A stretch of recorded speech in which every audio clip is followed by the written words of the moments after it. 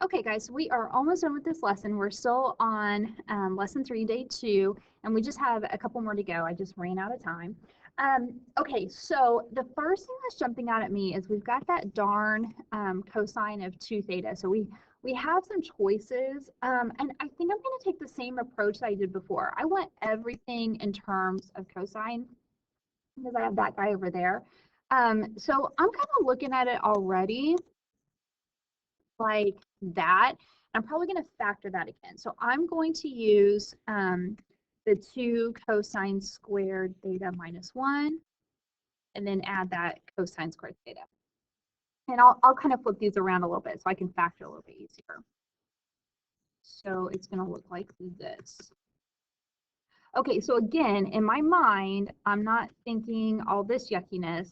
I'm thinking of this. And so I'm going to factor it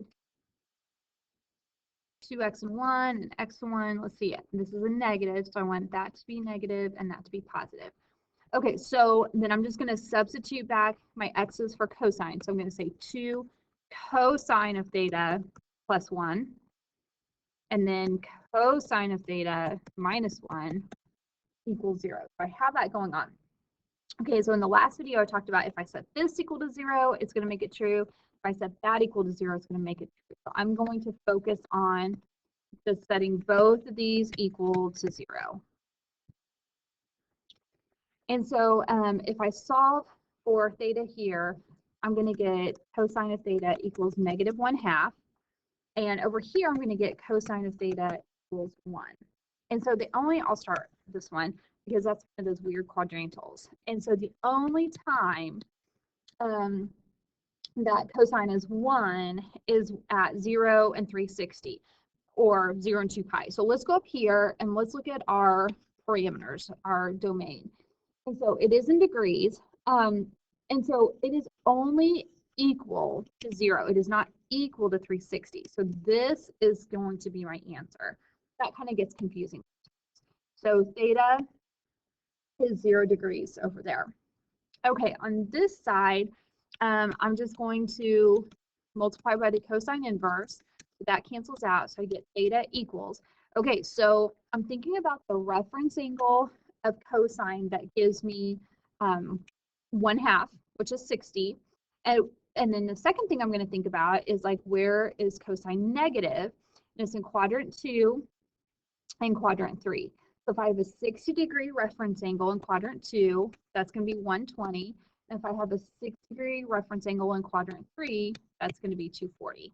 And again, guys, if you're not sure if you have the right answer, always go ahead and plug it in your original equation and see if it works.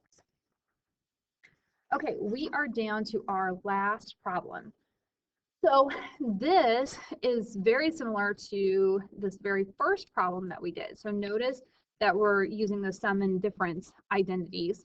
So go ahead and start there and just plug in what you know about the formulas. Okay, so I wanted to be really careful about that negative sign. So that's why I wrote it out like this. So it's going to be like negative blah, blah, blah, minus blah, blah, blah once I distribute it. So I'm going to do that next. And just like I said before, like you can go ahead and find the cosine of 30, but what I like to do is I like to just find out what I can cancel. So like this guy right there and this guy, they cancel out. And then these again are the same. So I have minus 2 sine of x. And then let's see, sine of 30, that's going to be 1/2. And it's not here. That is going to be equal to 1. Okay, and then the next thing that I see is half of negative 2 is negative 1. So I have negative sine of x equals 1. And so I'm going to get rid of that negative. I don't like it. So I have sine of x is equal to negative 1. Okay, now I can do the sine inverse. And so these cancel. And so sine inverse of 1. So again, I'm thinking quadrantal angle, and it's a negative. So it's going to be down there.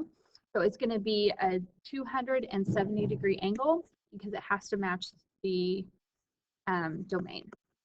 And that is it.